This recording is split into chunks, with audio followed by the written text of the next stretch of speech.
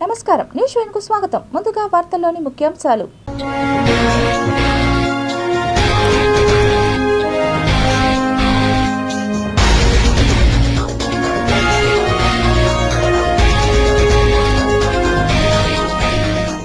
పట్టాలెక్కనున్న తొలి స్వదేశీ hydrogen fuel cell రైలు. సాంకేతిక ఉన్న అతి తక్కువ దేశాల జాబితాలోకి ఇండియా. ఏపీకి డేంజర్ బెల్స్, దూసుకొస్తున్న జాంగ్మీ తుఫాను. తిరుపతి హోటల్స్ కు బాంబు బెదిరింపు, ఫేక్ మెయిల్స్ గా నిర్ధారణ. సూర్య చంద్రప్రభ వాహనాలపై భక్తులకు దర్శన భాగ్యం కల్పించిన గోవిందుడు. గోవిందనామ స్మరణలతో మారుమ్రోగిన ఆలయ ప్రాంగణం. భక్తులతో కిటకిటలాడుతున్న తిరుమల. సర్వదర్శనానికి 12 గంటల సమయం.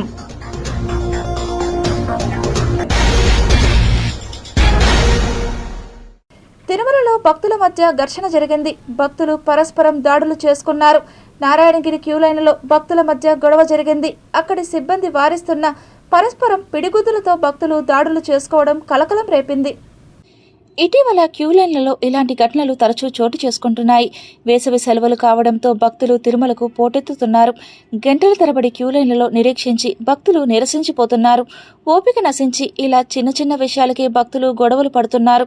కలియుగ ప్రత్యక్ష దైవం వెంకటేశ్వర స్వామిని దర్శించుకుని నిర్మలమైన మనసుతో తిరిగి ఇళ్లకు చేరుకోవాల్సిన భక్తులు ఇలా వీధి రౌడీల్లా గొడవలు పడుతుండడం, అది కూడా తిరుమలలో ఆలయ క్యూలైన్ల దగ్గర ఆలయ ప్రాంగణంలో గొడవలు పడుతుండడంపై విమర్శలు వ్యక్తమవుతున్నాయి. భక్తులు అసహనానికి ఆగ్రహానికి లోనై ఆలయ పవిత్రతను దెబ్బతీయొద్దని తిరుమల ఆలయ సిబ్బంది కోరుతున్నారు. ఏదైనా సమస్య తలెత్తితే ఆలయ సిబ్బందికి సమాచారం ఇవ్వాలని, అప్పటికీ పరిష్కారం కాకపోతే పోలీసులకు విషయం చెప్పాలని, అంతేగాని ఇలా గొడవలు పడొద్దని ఆలయ సిబ్బంది భక్తులకు సూచించారు. వేసవి సెలవుల నేపథ్యంలో తిరుమలగిరులు భక్తుల జనసందోహంతో పోటెత్తాయి. దేశం నలుమూలల నుండి తరలివచ్చిన యాత్రికులతో శ్రీవారి ఆలయ పరిసరాలు మరియు క్యూలైన్లు కిటకిటలాడుతున్నాయి. నిన్న ఒక్కరోజే ఏకంగా 89,403 మంది భక్తులు వెంకటేశ్వర స్వామి వారిని దర్శించుకున్నట్లు తిరుమల తిరుపతి దేవస్థానం టీటీడీ అధికారులు వెల్లడించారు. భక్తుల రద్దీ విపరీతంగా పెరగడంతో దానికి అనుగుణంగానే శ్రీవారి హుండీ కానుకల ఆదాయం కూడా భారీగా సమకూరింది. నిన్న ఒక్కరోజే స్వామివారికి భక్తులు సమర్పించిన కానుకల ద్వారా 4.99 కోట్ల ఆదాయం వచ్చినట్లు టీటీడీ ప్రకటించింది. భక్తుల రద్దీ కారణంగా క్యూ కాంప్లెక్స్లోని అన్ని కంపార్ట్మెంట్లు నిండిపోయాయి. టైమ్ స్లాట్ టోకెన్లు లేని సాధారణ సర్వదర్శనం భక్తుల క్యూలైన్లు వెలుపల ఉన్న కృష్ణతేజ గెస్ట్ హౌస్ వరకు సుదీర్ఘంగా సాగాయి. ప్రస్తుతం ఉన్న పరిస్థితుల్లో టోకన్లు లేకుండా స్వామివారి సర్వదర్శనం కోసం వేచి ఉండే భక్తులకు కనీసం 12 గంటల సమయం పడుతోందని అధికారులు తెలిపారు. భక్తులకు క్యూలైన్లో ఎలాంటి ఇబ్బందులు కలగకుండా నిరంతరం పాలు, త్రాగునీరు, అన్నప్రసాదాలు పంపిణీ చేస్తున్నారు. భక్తజన ప్రవాహానికి సంబంధించి టీటీడీ విడుదల చేసిన వివిధ విభాగాల గణాంకాలు ఇలా ఉన్నాయి. మొక్కులు చెల్లించుకునేందుకు గాను నిన్న ఒక్కరోజే 49,958 మంది భక్తులు కళ్యాణకట్టలో తల నీలాలు సమర్పించారు. భక్తుల అవసరాల కోసం రికార్డు స్థాయిలో 4.22 లక్షల లడ్డూలను విక్రయించారు. తిరుమలకు విచ్చేసిన యాత్రికులలో సుమారు 2.52 లక్షల మంది భక్తులు తరిగొండ వెంగమాంబ అన్నప్రసాద భవనంతో పాటు ఇతర ప్రాంతాలలో అన్నప్రసాదాన్ని స్వీకరించారు. ఎండల తీవ్రత మరియు అలసట కారణంగా అస్వస్థతకు గురైన 3,603 మంది భక్తులకు టీటీడీ వైద్య విభాగం ఆధ్వర్యంలో ఉచిత వైద్య సేవలు అందించారు. తిరుపతి నగరంలో కలకలం రేపిన బాంబు బెదిరింపు ఘటన శుక్రవారం చోటు చేసుకుంది. తిరుపతిలోని రాజ్ పార్క్ హోటల్కు బాంబు పెట్టినట్లు అజ్ఞాత వ్యక్తి ఇంటర్నెట్ కాల్ ద్వారా పోలీసులకు సమాచారం అందించాడు. సమాచారం అందుకున్న వెంటనే పోలీసులు అప్రమత్తమై ఘటనాస్థలికి చేరుకున్నారు. అలిపిరి ఇన్ఛార్జ్ సిఐ రామకృష్ణ ఆధ్వర్యంలో బాంబు స్క్వాడ్, డాగ్ స్క్వాడ్ బృందాలు హోటల్ పరిసరాల్లో ముమ్మర తనిఖీలు నిర్వహించాయి. హోటల్లోని ప్రతి అంతస్తు, గదులు, పార్కింగ్ ప్రాంతాలను క్షుణ్ణంగా పరిశీలించారు. తనిఖీల అనంతరం ఎలాంటి పేలుడు పదార్థాలు లభించకపోవడంతో ఇది ఫేక్ కాల్గా పోలీసులు నిర్ధారించారు. అయినప్పటికీ బెదిరింపు కాల్ చేసిన వ్యక్తిని గుర్తించేందుకు సైబర్ క్రైమ్ సిబ్బంది దర్యాప్తు ప్రారంభించారు.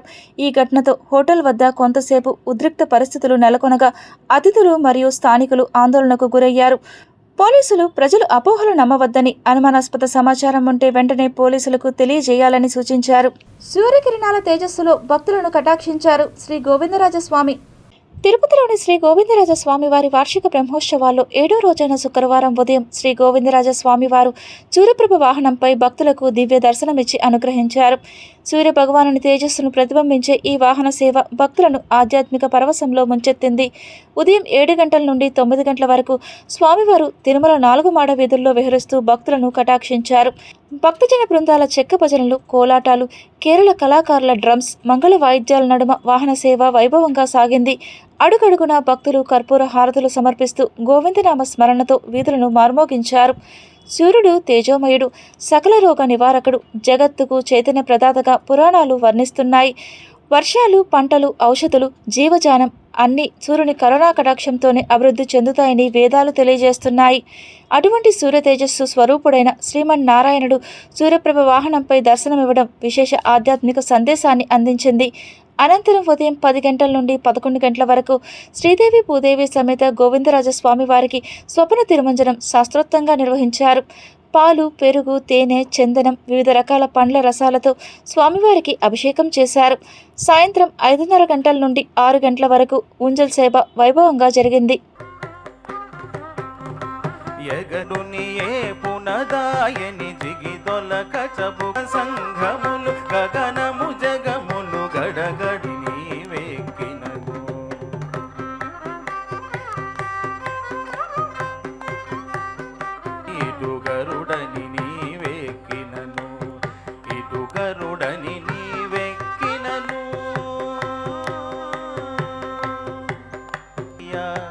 సద్భాగవతులు పన్నుగా శ్రీభూ. రాష్ట్ర వ్యాప్తంగా చేపట్టనున్న స్పెషల్ ఇంటెన్సివ్ రివిజన్ SIR కార్యక్రమంపై జిల్లా collector doctor S. Venkateshwar media సమావేశం నిర్వహించారు. జూన్ 5 నుంచి SIR ప్రక్రియ ప్రారంభమవుతుందని తెలిపారు. జూన్ 15 నుంచి జూలై 14 వరకు BLOలు ఇంటింటికి వెళ్లి ఓటర్ల వివరాలు సేకరిస్తారని చెప్పారు. 2002 ఓటర్ జాబితాతో లింక్ చేసుకునే అవకాశం కల్పించామని, లింక్ కాకపోయినా క్లెయిమ్స్ ద్వారా అవకాశం ఉంటుందని స్పష్టం చేశారు. జూలై 21న డ్రాఫ్ట్ ఓటర్ జాబితా, సెప్టెంబర్ 22న తుది జాబితా విడుదల చేస్తామని వెల్లడించారు. ఎవరి ఓట్ను అన్యాయంగా తొలగించబోమని కలెక్టర్ హామీ ఇచ్చారు. మనకి ముందుగా అది ఫిల్ చేసి ఆ లింక్ని చూపించి మన BLOస్ వెళ్ళినప్పుడు ఆ డీటెయిల్స్ ఇచ్చినట్టయితే ఇంటింటికి అది మ్యాపింగ్ చేయడం జరుగుతుంది. ఆ ఎన్యూమరేషన్ ఫామ్స్లో కూడా 2002లో అప్పుడు ఏ నియోజకవర్గంలో ఉన్నారు, అప్పుడు సీరియల్ నెంబర్ ఎంత, పార్ట్ నెంబర్ ఎంత, పోలింగ్ స్టేషన్ నెంబర్ ఎంత, ఆ డీటెయిల్స్ ఇచ్చినట్టయితే మనకి వాళ్ళది తీసుకొని ఆ ఫిల్ చేసిన ఎన్యూమరేషన్ ఫామ్స్ ఇచ్చిన వాళ్ళందరిది కూడా ఖచ్చితంగా మసాయిదా జాబితా అంటే డ్రాఫ్ట్ రోల్లో మనము వాళ్ళందరి పేర్లను కూడా ఇంక్లూడ్ చేయడం జరుగుతుంది. ఏదన్నా కారణం చేత ఒక ఓటర్ 2002లో ఉన్నటువంటి దాంతో తన ఓటుని కానీ, తన తల్లిదండ్రుల ఓటు కానీ, ఆర్ఎల్స్ వాళ్ళ గ్రాండ్ పేరెంట్స్ ఓటుతో లింక్ చేసుకోలేకపోతే, మ్యాప్ చేసుకోలేకపోతే అలాంటి వాళ్ళవి డ్రాఫ్ట్ ఎలక్ట్రల్ రోల్లో ముందుగా ఆ పేర్లు రావు. కానీ దానికోసం ఎవరు కంగారు పడాల్సిన అవసరం లేదు, ప్యానిక్ అవ్వాల్సిన అవసరం లేదు. భారతదేశంలో ఏ రాష్ట్రంలో లేని విధంగా ఆంధ్రప్రదేశ్లో అసెంబ్లీ ఎన్నికలలో మహిళలకు 33% రిజర్వేషన్ కల్పించడంపై తెలుగుదేశం పార్టీ నాయకులు హర్షం వ్యక్తం చేశారు. థ్యాంక్ యూ సీఎం సార్ అంటూ నినాదాలు చేస్తూ సంబరాలు జరుపుకున్నారు. ఆ రోజు డ్వాక్రా సంఘాలు తీసుకొచ్చి ఎంతోమంది గ్రామీణ ప్రాంతాల్లో మహిళలు ఈరోజు ఆర్థికంగా నిలబడ్డారంటే దానికి కారణం మన స్వర్గీయ నందమూరి తారక రామారావు గారు. అలాగే మన తిరుపతి విషయానికి వస్తే విద్యా వ్యవస్థలో కూడా మహిళలు ముందుండాలని ఈ పద్మావతి విశ్వవిద్యాలయాన్ని ఏర్పాటు చేసి మహిళల విద్య కోసం కూడా ఆయన పోరాడిన విషయం మనందరికీ కూడా తెలుసు. ఈరోజు చాలామంది ఉన్నత విద్య మహిళలు అభ్యసిస్తున్నారంటే మన తిరుపతిలో చాలామంది మహిళలు అందులో విశ్వవిద్యాలయంలో చదువుకుంటున్నారు. అలాగే ఆస్తిలో సమాన హక్కు మహిళలకు ఉండాలని, అంటే తండ్రి సంపాదించిన దాంట్లో కొడుకులకే కాకుండా కూతుర్లు కూడా సమాన హక్కు రావాలని ఆ రోజు నందమూరి తారక రామారావు గారు పోరాడారు. ఈరోజు మా అందరికీ కూడా ఆత్మగౌరవం, మహిళలకి ఆత్మగౌరవంగా నిలిచింది సమాన హక్కే. అలాగే స్థానిక సంస్థల్లో కూడా 99% నుంచి 30% వరకు కూడా తీసుకొచ్చింది మన స్వర్గీయ నందమూరి తారక రామారావు గారు. ఇంకా తల్లికి వందనం అని తల్లికే నమస్కారం చేస్తూ ఒక పథకం పెట్టి ఎంతోమంది పిల్లలున్న వాళ్ళకి 15,000 రూపాయలు ఈరోజు ఇచ్చి ప్రతి బిడ్డ చదువుకోవాలి, ఎంతమంది ఉన్నా చదువుకోవాలి అని ఆలోచనతో ప్రతి ఒక్కటి కూడా ఇంటి పట్టా ఇచ్చిన మహిళలకి, రేషన్ కార్డు ఇచ్చిన మహిళలకి, అంటే మహిళల పైన ఎంత దృష్టి చంద్రబాబు నాయుడు గారికి, లోకేష్ బాబు గారికి ఉంది. కాబట్టి ఈ తెలుగుదేశం పార్టీలో తప్ప ఈ రాష్ట్రానికి మహిళలకు కానీ ప్రతి ఒక్క ప్రజలకు కానీ సంతోషం ఉండదని తెలియజేసుకుంటూ ప్రత్యేక ధన్యవాదాలు తెలుపుకున్నాం లోకేష్ బాబు గారికి, చంద్రబాబు నాయుడు గారు. స్త్రీశక్తి అనే పేరుతో స్త్రీలకు ఉపయోగపడేటట్లు, ప్రతి దశలో స్త్రీలకు ఉపయోగపడేటట్లు అండగా నిలిచారు చంద్రబాబు నాయుడు గారు. అదే బాటలో నడుస్తూ ఈరోజు లోకేష్ అన్న వర్కింగ్ ప్రెసిడెంట్గా మొట్టమొదటి తీర్మానం మహిళలకు 33% రిజర్వేషన్ కల్పిస్తామని చెప్పడం జరిగింది. అందుకని ఈరోజు తిరుపతిలో సుగుణమ్మ గారి ఆధ్వర్యంలో విజయశ్రీ అక్క గారి ఆధ్వర్యంలో ఈరోజు మేమందరము లోకేష్ అన్నకి అభినందనలు తెలపడానికి కార్యక్రమం చేయడం జరుగుతుంది. మహిళలు కేవలం లబ్ధిదారులు మాత్రమే కాకూడదు, వారు డెసిషన్ మేకింగ్లో కూడా భాగస్వామ్యులు కావాలనే ఆలోచన లోకేష్ అన్న ఈరోజు ఈ 33% రిజర్వేషన్ ప్రకటించడం మాకు ఎంతో సంతోషంగా ఉంది. తెలుగు మహిళల తరపున, తెలుగు రాష్ట్రంలో మహిళలందరి తరపున ఈరోజు మేమందరము లోకేష్ అన్నకి అభినందనలు తెలపడం జరుగుతుంది. తిరుపతిలో ఓ పోలీసు అధికారి ప్రవర్తన వివాదాస్పదంగా మారింది. ఫ్రీగా బిర్యానీ ఇవ్వలేదన్న కారణంతో హోటల్ యజమానిపై దాడికి పాల్పడిన ఓ అసిస్టెంట్ సబ్ ఇన్స్పెక్టర్ ఏఎస్ఐ తీరు రాష్ట్ర వ్యాప్తంగా చర్చనీయాంశమైంది. తిరుపతి నగరంలోని సత్యనారాయణపురం ప్రాంతంలో ఉన్న పూర్విక కర్రీ సెంటర్కు ఏఎస్ఐ రాము వెళ్లాడు. అక్కడ బిర్యానీతో పాటు చికెన్ కర్రీ పార్సల్ తీసుకున్న అనంతరం డబ్బులు చెల్లించకుండా వెళ్లేందుకు ప్రయత్నించినట్లు ఆరోపణలు ఉన్నాయి. దీనిని గమనించిన హోటల్ నిర్వాహకుడు బిల్లు చెల్లించాలని కోరడంతో వివాదం ప్రారంభమైంది. సాక్షుల కథనం ప్రకారం అప్పటికే మద్యం మత్తులో ఉన్నట్లు చెబుతున్న ఏఎస్ఐ రాము తీవ్ర ఆగ్రహానికి గురయ్యాడు. నేను పోలీసును, నన్నే డబ్బులు అడుగుతావా అంటూ హోటల్ యజమానితో వాగ్వాదానికి దిగినట్లు సమాచారం. మాటా పెరగడంతో పరిస్థితి ఉద్రిక్తంగా మారి హోటల్ నిర్వాహకుడిపై దాడి చేసినట్లు తెలుస్తోంది. ఈ ఘటన మొత్తం అక్కడి సీసీటీవీ కెమెరాలు మరియు స్థానికులు చిత్రీకరించిన వీడియోలో రికార్డ్ అయ్యింది. అనంతరం ఆ వీడియోలు సోషల్ మీడియాలో వైరల్ కావడంతో ప్రజల నుంచి తీవ్ర విమర్శలు వ్యక్తమయ్యాయి. అధికార హోదాలో ఉన్న వ్యక్తి ఇలా ప్రవర్తించడం సరికాదంటూ నెటిజన్లు మండిపడుతున్నారు. వీడియో వైరల్ కావడంతో పోలీసులు కేసు నమోదు చేసి విచారణ ప్రారంభించారు. ప్రాథమిక విచారణలో నిందితుడు తిరుమల స్పెషల్ ప్రొటెక్షన్ ఫోర్స్ విభాగంలో ఏఎస్ఐగా విధులు నిర్వహిస్తున్న రాముగా గుర్తించారు. ఘటన తీవ్రతను దృష్టిలో ఉంచుకొని ఉన్నతాధికారులు అతన్ని సస్పెండ్ చేసినట్లు సమాచారం. ఈ ఘటనపై పూర్తిస్థాయి విచారణ కొనసాగుతోందని, నివేదిక ఆధారంగా తదుపరి చర్యలు తీసుకోనున్నట్లు పోలీసు వర్గాలు పేర్కొంటున్నాయి. ప్రజలతో మర్యాదపూర్వకంగా వ్యవహరించాల్సిన బాధ్యత కలిగిన అధికారులే ఇలాంటి ఘటనల్లో చిక్కుకోవడం ఆందోళన కలిగిస్తోందని స్థానికులు అభిప్రాయపడుతున్నారు. ప్రజల సంక్షేమమే తెలుగుదేశం పార్టీ ధ్యేయమని టీడీపీ రాష్ట్ర ఉపాధ్యక్షులు గొల్ల నరసింహ యాదవ్ తెలిపారు. మనం చూసుకుంటే ఇంత భారీ ఎత్తున కూడా ఏదైతే ఈ యొక్క రాష్ట్ర అభివృద్ధిని ఏ విధంగా ఇబ్బంది పాలు చేసి అన్ని వర్గాల ప్రజలను కూడా, ఎస్సీలు కావచ్చు, ఎస్టీలు కావచ్చు, బీసీలు కావచ్చు, అగ్రవర్ణాల్లో ఉండే పేదలందరి యొక్క ప్రభుత్వ పరంగా చేయవలసిన ప్రతి కార్యక్రమంలో కూడా డ్యూటీ చేసేది ప్రధాన ధ్యేయంగా పెట్టుకొని సొంత జోబులు నింపుకునే కార్యక్రమం ముఖ్యమంత్రి స్థాయి నుంచి వాళ్ళ కౌన్సిలర్లు అంటామా, సర్పంచుల స్థాయి వరకు కూడా ప్రతిరోజు 5 సంవత్సరాలు జరిగిన పరిపాలన దోపిడీ రాజ్యం ఈ రాష్ట్రంలో ఏ విధంగా నింపుకున్నారో మనం చూసాం. ఈరోజు చూస్తే ఏదైతే ప్రతి ఇంటి ఏది తెలుగుదేశం పార్టీ కరెంటు ఛార్జీలు చూస్తే గత ప్రభుత్వం 9 సార్లు ప్రజల నెత్తిన భారాన్ని మోపింది. ఈరోజు 2 ఛార్జీలు పేరుతో ఆ రోజు వేసిన ఆ యొక్క దీనికి సంబంధించి కరెంటు బిల్లులు ఏ విధంగా పెరిగాయో మీరు చూశారు. తిరుపతిలో డిఎస్సి అక్రమాలపై వైఎస్ఆర్సీపీ విద్యార్థి విభాగం ఆధ్వర్యంలో నిరసన కార్యక్రమాన్ని చేపట్టారు. తిరుపతిలోని ఎస్వి యూనివర్సిటీ ఎదుట వైఎస్ఆర్ కాంగ్రెస్ పార్టీ విద్యార్థి విభాగం ఆధ్వర్యంలో డిఎస్సి 2025 నియామకాలపై నిరసన కార్యక్రమం నిర్వహించారు. రాష్ట్ర వైఎస్ఆర్సీపీ విద్యార్థి విభాగం వర్కింగ్ ప్రెసిడెంట్ చెవిరెడ్డి హర్షిత్ రెడ్డి నేతృత్వంలో జరిగిన ఈ ఆందోళనలో ఉమ్మడి చిత్తూరు జిల్లా వైఎస్ఆర్సీపీ అధ్యక్షుడు భూమన కరుణాకర్ రెడ్డి పాల్గొన్నారు. డిఎస్సి నియామకాలలో భారీ స్థాయిలో అక్రమాలు జరిగాయని ఆరోపించిన నాయకులు వెంటనే డిఎస్సిని రద్దు చేసి సిబిఐ విచారణ జరపాలని డిమాండ్ చేశారు. మంత్రి నారా లోకేష్ రాజీనామా చేయాలని కూడా డిమాండ్ చేశారు. ఈ సందర్భంగా భూమన కరుణాకర్ రెడ్డి మాట్లాడుతూ ఒక్కో ఉద్యోగాన్ని 15 లక్షల నుంచి 20 లక్షల వరకు అమ్ముకున్నారని ఆరోపించారు. ఓసీ ఓపెన్ కటాఫ్ వివరాలు వెల్లడించకుండా బీసీ, ఎస్సీ, ఎస్టీ అభ్యర్థులకు అన్యాయం చేశారని విమర్శించారు. మెరిట్లో వచ్చిన అభ్యర్థులను కూడా రిజర్వేషన్ కోటాలోనే ఎంపిక చేశారని అన్నారు.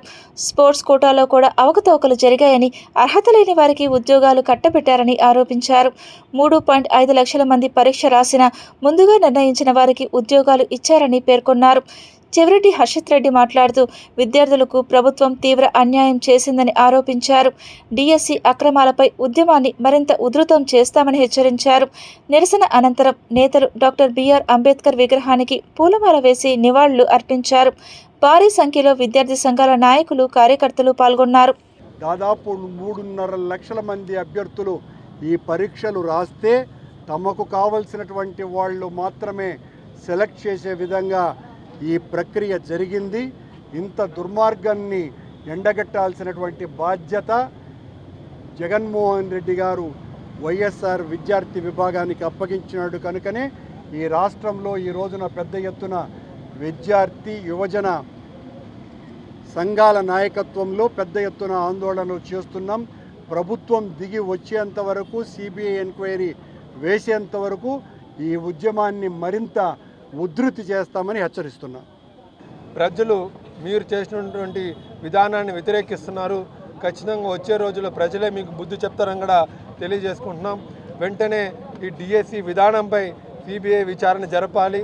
ఖచ్చితంగా ఎవరైతే ఈ డిఎస్సిలో పాల్పడినటువంటి అక్రమాలు ఏవైతే ఉన్నాయో వాళ్ళందరిపైన కూడా మీరు చర్యలు తీసుకొని ఖచ్చితంగా చట్టం ముందు నిలబెట్టాలని కూడా మేము డిమాండ్ చేస్తున్నాం. నగరంలో రోడ్లపైన, కూడళ్లలో చెత్త వేయకుండా ప్రజల్లో అవగాహన కల్పించాలని ఆరోగ్య శాఖ అధికారులు, సిబ్బందిని నగరపాలక సంస్థ కమిషనర్ ఎఫ్ఎస్సి శారదాదేవి సూచించారు. ఆపరేషన్ క్లీన్ స్వీప్లో భాగంగా నగరంలోని Pragathi Nagar, Upadhyaya Nagar, Thimminaidupalem, NGOs colony, zoo park road తదితర ప్రాంతాల్లో జరుగుతున్న పారిశుద్ధ పనులను శుక్రవారం ఉదయం కమిషనర్ పరిశీలించారు.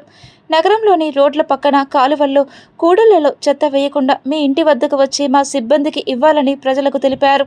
కాలువల్లో ఎక్కడా చెత్త పేరుకుపోకుండా ఇంజనీరింగ్ అధికారులు జేసీబీల ద్వారా చెత్త, మట్టి ఎప్పటికప్పుడు తొలగించాలని అధికారులను ఆదేశించారు.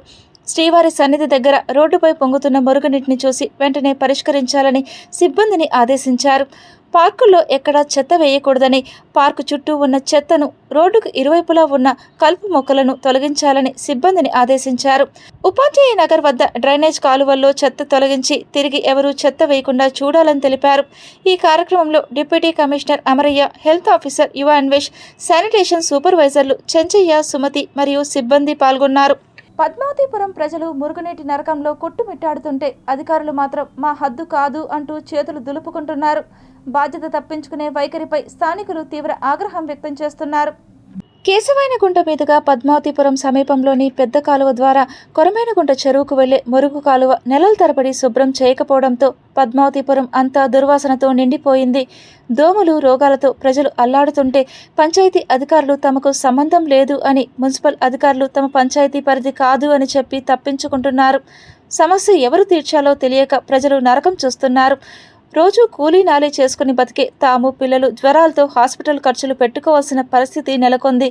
వాసన భరించలేకపోతున్నాం. అధికారులకు చెబితే ఒకరి మీద ఒకరు తోసేస్తున్నారు. మేము ఓట్లు వేసింది ఇందుకేనా, పన్నులు కట్టేది ఇందుకేనా, మా ప్రాణాలు వారికి లెక్కలేదా అని ప్రశ్నిస్తున్నారు. ఇది అధికారుల చేతకానితనం, నిర్లక్ష్యానికి పరాకాష్ట. ప్రజలు రోడ్డెక్కక ముందే కళ్ళు తెరవండి. కాలువ శుభ్రం చేయకపోవడం వల్లే ఈ దుస్థితి. తాత్కాలిక మాటలు వద్దు. శాశ్వత పరిష్కారం చూపకపోతే ప్రజలతో కలిసి మేమే రోడ్డెక్కుతాం. అధికారుల నిర్లక్ష్యాన్ని ప్రభుత్వం దృష్టికి తీసుకెళ్తాం. ప్రజారోగ్యం గాలి కొదిలేసి పరస్పరం నెపం నెట్టుకుంటున్న అధికారుల తీరుపై పద్మావతిపురం వాసులు మండిపడుతున్నారు. వెంటనే స్పందించి శాశ్వత పరిష్కారం చూపకపోతే పెద్ద ఎత్తున ఆందోళనకు సిద్ధమవుతున్నారు. చెప్పినాము, మున్సిపాలిటీ వాళ్ళకి చెప్పినాము. మున్సిపాలిటీ వాళ్ళకి చెప్తే మీ పంచాయతీ పైపులు ఉన్నాయి కదమ్మా, మీరు అక్కడే కంప్లైంట్ ఇవ్వండి అని చెప్తున్నారు. ఇక్కడ అన్న వాళ్ళకి ఫోన్ చేసాము, అక్క వాళ్ళకి చేసాము, ఇంకా ఇప్పుడు ముందుకు వస్తామని వచ్చున్నారు. ఇంకా అది మీరే క్లియర్ చేయాలి. చాలా ఇబ్బంది పడుతున్నాము ఈ దోమల వల్ల, ఈ వాటర్ వల్ల. ఇంకేం లేదు మాకు సమస్యలు. అది బాగా లేకుండా వస్తూనే ఉన్నాయి. 2 రోజులకు ఒకసారి పిల్లలకి హాస్పిటల్కి పోతూనే ఉన్నాము. ప్రతి ఒక్కరూ అయ్యే సమస్య, కానీ ముందుకు రావనమంటారు. చిన్నపిల్లలు ఉన్నారు, బాగా లేకుండా, ఒళ్ళులు బాగా లేకుండా ఇబ్బందులు పడుతూ ఉన్నాము దోమలకు. దానికి కాలువ నిండిపోయి వాటర్ చెత్త నిండిపోయింది. అది దాన్ని క్లీన్ చేయమని చెప్తుంటే ఎవరూ పట్టించుకోవడం లేదు మున్సిపాలిటీ వాళ్ళు. ఇప్పుడు పంచాయతీ వాళ్ళకేదో ఆ యొక్క జ్యోతమ్మకి ఆ అన్నకి గణపతి అన్నకి చెప్పుకున్నాము, వాళ్ళు వచ్చి ఏదో ఒక చూస్తూ ఉన్నారు, వాళ్ళు పట్టించుకోవడమే లేదు మున్సిపాలిటీ వాళ్ళు. చిన్నపిల్లలు ఉన్నారు, మేము రోజు హాస్పిటల్కి ఎత్తుకొని తిరుగుతూ ఉన్నాం బిడ్డల్ని, చిన్న బిడ్డల్ని. ఇన్ని రోజులు చేస్తున్న విధంగానే ఇప్పుడు కూడా చేయాలని చెప్పినని కార్పొరేషన్ అధికారులు కూడా కోరుకుంటున్నాయి. ఎందుకంటే మన ఇళ్ళ దగ్గర ఇంత అపరిశుభ్రంగా ఉన్నా ఆ వాసన మనం పీల్చలేం, మన ఇళ్ళలో బిడ్డలు అనారోగ్యాలు పాలైనా మనం భరించలేం.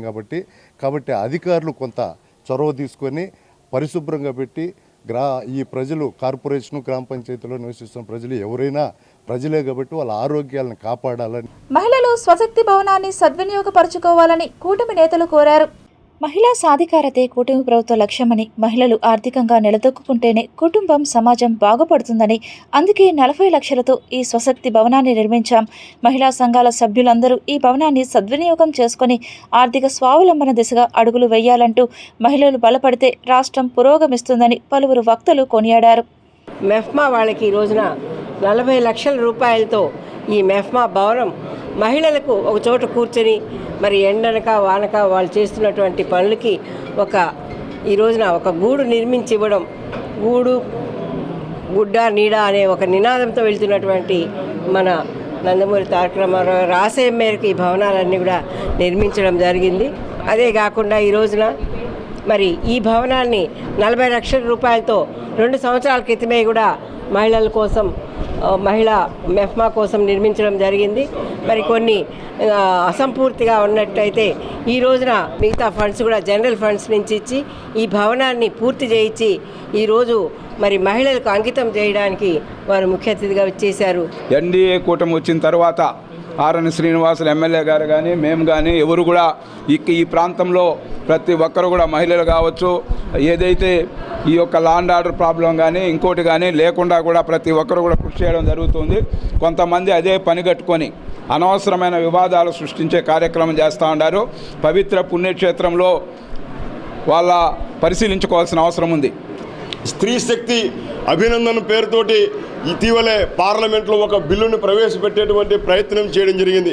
అంటే మీరందరూ కూడా సిద్ధం కావాల్సింది. 33% రిజర్వేషన్లు తొందరలో మీకు అందించేటువంటి బాధ్యత కూటమి నేతలు ఎన్డీఏ ప్రభుత్వం తీసుకుంటుందని, రానున్నటువంటి కాలంలో పార్లమెంట్లో ఆ చట్టాన్ని ప్రవేశపెట్టి ఆమోదించే విధంగా మీ అందరూ కూడా రానున్నటువంటి కాలంలో పాలకులుగా ఎదగాలని, ప్రతి కార్యక్రమంలో కూడా మీ భాగస్వామ్యం అవసరమని, ఈ స్వశక్తి భవనాన్ని ఒక ఆదర్శంగా తీసుకొని మీ కార్యక్రమాలు నిర్విఘ్నంగా ఇక్కడ నిర్వహించుకుంటారని. నైరుతి రుతుపవనాల ప్రభావం, అల్పపీడన పరిస్థితుల కారణం ఏపీకి జాంగ్మీ తుఫాను రానున్నట్లు వాతావరణ శాఖ అధికారులు తెలిపారు. ఈ తుఫాను ప్రభావం వల్ల కోస్తాంధ్ర, రాయలసీమలోని పలు జిల్లాల్లో ఉరుములు, మెరుపులతో కూడిన భారీ వర్షాలు పడే అవకాశం ఉంది. ప్రస్తుతం నైరుతి రుతుపవనాలు లక్షద్వీప్ ప్రాంతానికి చేరుకున్నాయి. జూన్ 3 లేదా 4 తేదీల్లో ఇవి కేరళ తీరాన్ని తాకనున్నాయి. ఈ రుతుపవనాల వల్ల వచ్చే 3 రోజుల్లో కొన్ని ప్రాంతాల్లో మోస్తరు నుంచి భారీ వర్షాలు కురిసే అవకాశాలు ఉన్నట్లు తెలుస్తోంది. ఈ రుతుపవనాల వల్ల ఏపీలో ప్రకాశం, అనంతపురం, శ్రీ సత్యసాయి, కడప, అన్నమయ్య, చిత్తూరు జిల్లాల్లో అక్కడక్కడ పిడుగులతో కూడిన మోస్తరు వర్షాలు పడే అవకాశం ఉందని అధికారులు తెలిపారు. అత్యవసర పరిస్థితుల్లో మాత్రమే బయటకు వెళ్లాలని సూచించారు. ప్రస్తుతం వర్షాలు కురుస్తున్నప్పటికీ రాష్ట్రంలో కొన్ని ప్రాంతాల్లో ఉష్ణోగ్రతలు గరిష్ట స్థాయికి చేరుకుంటున్నాయి. సుమారు 79 మండలాల్లో తీవ్ర వడగాల్పులు వీచే అవకాశం ఉందని, అప్రమత్తంగా ఉండాలని అధికారులు తెలిపారు. టీటీడీలో కల్తీ నెయ్యి సరఫరాకు అవకాశం కల్పించిన వివిధ శాఖల్లోని అధికారులపై ప్రభుత్వం చర్యలకు ఉపక్రమించింది. సిట్ బృందం ఇచ్చిన నివేదిక ఆధారంగా ఇప్పటికే టీటీడీలో పనిచేస్తున్న అధికారులను సస్పెండ్ చేసిన విషయం తెలిసిందే. తాజాగా వైష్ణవి డైరీకి అడ్డగోలుగా అనుమతులు ఇచ్చిన అధికారులపై చర్యలు తీసుకునేందుకు రంగం సిద్ధమైంది. అప్పటి ప్రొక్యూర్మెంట్ విభాగంలో పనిచేసిన మార్కెటింగ్, గోడౌన్ సిబ్బంది సైతం అక్రమాలకు పాల్పడినట్లు గుర్తించి చర్యలు చేపడుతున్నారు. టీటీడీతో పాటు ఇతర శాఖల్లో జరిగిన అవినీతిపైన ప్రభుత్వం దృష్టి సారించింది. రానున్న రోజుల్లో సిట్ నివేదిక ఆధారంగా మరికొంతమందిపైన చర్యలకు సిద్ధమవుతోంది. సిట్ నివేదిక ఆధారాలను అనుసరించి కార్మిక శాఖ, ఫ్యాక్టరీస్ అండ్ బాయిలర్ శాఖ నిబంధనలు, ఏపీ పౌర సేవల ప్రవర్తనా నియమాలు 1964, ఏపీసీఎస్ రూల్స్ 1991 అనుసరించి అభియోగాలు నమోదు చేసింది. ఆరోపణలు ఎదుర్కొంటున్న 7 అధికారులు తమపై వచ్చిన ఆరోపణలపై 10 రోజుల్లోగా లిఖితపూర్వక సమాధానం ఇవ్వాలని రాష్ట్ర ప్రభుత్వ కార్యదర్శి శేషగిరిబాబు మంగళవారం ఉత్తర్వులు జారీ చేశారు. నెయ్యి సరఫరాలో అక్రమాలకు పాల్పడిన శ్రీ వైష్ణవి డైరీకి టీటీడీ అధికారులతో పాటు ఫ్యాక్టరీస్, కార్మిక శాఖ అధికారులు సహకరించినట్టు వెల్లడైంది. తనిఖీల సమయంలో లోపాలను గుర్తించకుండా ఈ అధికారులు డైరీకి సహకరించినట్లు తేలింది. పైగా డైరీ లైసెన్స్ రెన్యువల్ సమయంలో తనిఖీలు చేయకుండా కొనసాగింపు ఇచ్చే విషయంలో పూర్తిగా సహకరించారు. ఇందుకు డైరీ నుంచి భారీగా లంచాలు తీసుకున్నట్లు గుర్తించారు. దీంతో డైరీకి సహకరించిన ఫ్యాక్టరీస్, కార్మిక శాఖ అధికారులపై క్రమశిక్షణా చర్యలకు సిద్ధమైంది. డిప్యూటీ చీఫ్ ఇన్స్పెక్టర్ ఆఫ్ ఫ్యాక్టరీస్గా పనిచేసి రిటైర్ అయిన కర్రీ పరమేశ్వరరావు, విజయవాడ డిప్యూటీ చీఫ్ ఇన్స్పెక్టర్గా పనిచేస్తున్న ఎం సత్యనారాయణ, ప్రస్తుతం ఏలూరులో బాయిలర్స్ ఇన్స్పెక్టర్గా ఉన్న ఎంవిఎల్ నరసింహరాజు, నెల్లూరులో బాయిలర్ ఇన్స్పెక్టర్గా ఉన్న టి సుష్మా, తిరుపతిలో బాయిలర్ ఇన్స్పెక్టర్గా ఉన్న పి రాంబాబు, చిత్తూరు, నెల్లూరులో బాయిలర్ ఇన్స్పెక్టర్గా ఉన్న ఎన్ శివశంకర్ రెడ్డి, నెల్లూరులోని deputy chief inspector of factories కార్యాలయంలో సూపర్వైజర్గా పనిచేసి రిటైర్ అయిన బి రమేష్ బాబుపై ప్రభుత్వం అభియోగాలు నమోదు చేసింది. ఈ అభియోగాలకు సంబంధించి 10 రోజుల్లోగా లిఖితపూర్వక సమాధానం ఇవ్వాలని స్పష్టం చేశారు. ఉద్యోగులపై ఉమ్మడి విచారణ చేపట్టాలని ఉత్తర్వుల్లో పేర్కొన్నారు. తిరుపతి పవిత్ర టెంపుల్ సిటీ, దాన్ని పరిశుభ్రంగా ఉంచడానికి రాత్రింపవళ్లు కష్టపడుతున్న నగరపాలక సంస్థ శానిటరీ వర్కర్ల కోసం 40 లక్షల రూపాయల వ్యయంతో నూతనంగా నిర్మించిన మస్టర్ కార్యాలయాన్ని తిరుపతి ఎమ్మెల్యే ఆర్ఎన్ శ్రీనివాసులు ప్రారంభించారు. 4 డివిజన్లకు సంబంధించి మున్సిపల్ శానిటరీ వర్కర్స్ బిల్డింగ్స్కు ఒక పనిముట్లు పెట్టుకోవడానికి ఒక స్థానిక స్థలం ఒకటి కేటాయించి ఒక బిల్డింగ్ కట్టి వాళ్ళకి అన్ని వసతులతో ఈరోజు ఈ యొక్క బిల్డింగ్ని కూడా ప్రారంభోత్సవం చేయడం జరిగింది. శానిటరీ వర్కర్స్ ఈ యొక్క ప్రతిరోజు ప్రతినిత్యం ఈ తిరుపతి పట్టణాన్ని ఎటువంటి ఇబ్బందులు లేకుండా, ఎటువంటి చెత్త చెదారం లేకుండా ప్రతిరోజు తీయడం, దాన్ని తొలగించడం, ఇవన్నీ ప్రతిష్టాత్మకంగా తీసుకొని చేస్తున్నారు. వాళ్ళకు తగిన వసతులు కూడా ఈరోజు ప్రభుత్వం తరఫున మన గౌరవ ముఖ్యమంత్రి గారు, గౌరవ ఉప ముఖ్యమంత్రి గారు ఈ యొక్క సౌకర్యాలు కూడా కల్పించి మున్సిపల్ నిధులతో దీన్ని కూడా నిర్మించడం, ఈరోజు ప్రారంభోత్సవం చేసుకోవడం చాలా సంతోషంగా ఉందనేసి కూడా తెలియజేస్తాం. ఈరోజు ఇక్కడ 4 డివిజన్స్కి కలిపి మనము శానిటేషన్ వర్కర్స్ అందరూ కూడా మస్టర్ రూమ్ ఒకటి ఏర్పాటు చేస్తున్నాం. ఇది జనరల్ ఫండ్స్లో 18 lakhs తోటి టేకప్ చేయడం జరిగింది. ఇవాళ దీన్ని వీళ్ళందరికీ కూడా యూజ్లోకి తీసుకున్నాం. అంటే ఓపెనింగ్ చేశారు గవర్నర్ ఎమ్మెల్యే గారు, గారు, నరసింహరావు గారు, వీళ్ళందరి చేత చేయించుకోవడం జరిగింది. వర్కర్స్ అనేది, PH వర్కర్స్ అనేది మనకి శానిటేషన్లో మెయిన్ ఇంపార్టెంట్. సో వాళ్ళందరికీ toilets, running water, main basic facilities అయినటువంటివి టాయిలెట్స్, ఇక్కడ మస్టర్ పాయింట్స్లో టాయిలెట్స్, డ్రింకింగ్ వాటరు, అలాగే యూసేజ్కి కూడా పోర్టబుల్ వాటర్ లాంటివన్నీ కూడా ఇవ్వాల్సిన బేసిక్ సర్వీసెస్ ఇవ్వాల్సిన బాధ్యత కార్పొరేషన్ది. సో అందులో భాగంగా ఇది వాళ్ళు టేకప్ చేయడం జరిగింది. ఇంకా ఎక్కడెక్కడ లేవో కూడా అక్కడ కూడా కన్స్ట్రక్షన్ టేకప్ చేయడం జరిగింది. తిరుపతి తిరుమల బైపాస్ రోడ్లోని ప్రకాశం మున్సిపల్ పార్క్ వాకర్స్ అసోసియేషన్ ఆధ్వర్యంలో 40వ రోజు మజ్జిగ అంబలి పంపిణీ కార్యక్రమాన్ని నిర్వహించారు. తిరుమల బైపాస్ రోడ్లోని ప్రకాశం మున్సిపల్ పార్క్ వాకర్స్ అసోసియేషన్ అధ్యక్షులు గోపీనాథ్ ఆధ్వర్యంలో శుక్రవారం ఉదయం 7 గంటలకు మజ్జిగ అంబలి పంపిణీ చేపట్టారు. వరుసగా 40వ రోజు నిర్వహిస్తున్న ఈ సేవా కార్యక్రమానికి వాకర్స్ ఇంటర్నేషనల్ అధ్యక్షులు డాక్టర్ రవిరాజు, కార్యదర్శి కోనేటి రవిరాజు, కన్వెన్షన్ చైర్మన్ ఆర్కాట్ కృష్ణప్రసాద్ హాజరయ్యారు. వాకర్స్ ఇంటర్నేషనల్ సంస్థ వైజాగ్ కేంద్రంగా ఏర్పడి నేడు 2000కు పైగా అసోసియేషన్లను అనుసంధానం చేసుకుని అంతర్జాతీయంగా సేవా కార్యకలాపాలు నిర్వహిస్తోంది. ప్రకాశం మున్సిపల్ వాకర్స్ అసోసియేషన్ 500 మందికి మజ్జిగ పంపిణీ చేయడం అభినందనీయం. ఇలాంటి సేవా కార్యక్రమాలు మరిన్ని చేపడతామని తెలిపారు. 40వ రోజు ఈరోజు మనము ముగింపు కార్యక్రమంగా ఈరోజు చాలా గ్రాండ్గా చేసాం. గత సంవత్సరం కూడా చాలా తిరుపతిలో మేటిగా మనము ఇంకా ఎక్కువ రోజులు చేసి లాస్ట్ టైం చేసాము. దానికన్నా మించి ఈసారి భారీ ఎత్తున మనము చాలా ప్రోగ్రామ్స్ చేయడం జరిగింది. అందులో ఈ అంబలి కార్యక్రమము దిగ్విజయ కారకులైన మన వాకర్ సభ్యులందరికీ, దాతలందరికీ నేను కృతజ్ఞతలు తెలియజేస్తున్నాను. ఏపీఎస్ఆర్టీసీ చిత్తూరు 1వ డిపో అకౌంట్స్ విభాగం సంచాలకులుగా కంబం హరినాథ్ రెడ్డి శుక్రవారం బాధ్యతలు చేపట్టారు. తిరుపతి టీపీటీఓ కార్యాలయం నుండి పదోన్నతి పొంది చిత్తూరు ఏపీఎస్ఆర్టీసీ 1 డిపోలో అకౌంట్స్ విభాగాధిపతిగా బాధ్యతలు స్వీకరించారు. ఈ మేరకు కంబం హరినాథ్ రెడ్డి డిపో మేనేజర్ కృష్ణమూర్తిని మర్యాదపూర్వకంగా కలిసి బాధ్యతలు స్వీకరించారు. ఈ సందర్భంగా మాట్లాడుతూ ఆర్టీసీ డిపోలో ఆర్థిక లావాదేవీల విషయంలో పారదర్శకంగా ఉంటానని, తన 39 సంవత్సరాల అనుభవంతో ఆర్టీసీలో జరుగుతున్న ఆర్థిక లావాదేవీలను క్రమ పద్ధతుల్లో లాభాల బాటలో పయనింపజేస్తానని హామీ ఇచ్చారు. ఈరోజు అకౌంట్స్ డిప్యూటీ సూపరింటెండెంట్ ఫైనాన్స్ డిపార్ట్మెంట్లో సూపరింటెండెంట్గా ఈరోజు చిత్తూరు 1 డిపోలో జాయిన్ అవ్వడం జరిగింది. ఈ చిత్తూరు 1 డిపోకు సంబంధించిన అకౌంట్స్ విభాగంలో ఏదన్నా లూప్ హోల్స్ ఏదన్నా ఉన్నా, డిపార్ట్మెంట్కి రావాల్సిన ఆదాయాలు ఏమన్నా మనకు రావాల్సి ఉన్నా ఇవన్నీ కూడా అప్డేట్ చేసి సకాలంలో డిపో అభివృద్ధికి తోడ్పడతారని హామీ ఇస్తూ ఈరోజు జాయిన్ అవ్వడం జరిగింది. Tirupati bullion gold jewellery and silver merchants association సమాచారం మేరకు తిరుపతి లోకల్ బులియన్ మార్కెట్లో బంగారం, వెండి ధరలు ఇలా ఉంటాయి. 24 క్యారెట్ల బంగారం 10 గ్రాముల ధర 1,61,850 రూపాయలు. 22 క్యారెట్ల బంగారం 1 గ్రాము ధర 14,450 రూపాయలు. వెండి 1 కేజీ ధర 2,74,100 రూపాయలు. రీటైల్ వెండి 1 గ్రాము ధర 279 రూపాయల 10 పైసలుగా ఉంటుంది. వార్తలు ముగించే ముందు ముఖ్యాంశాలు మరోసారి చూద్దాం.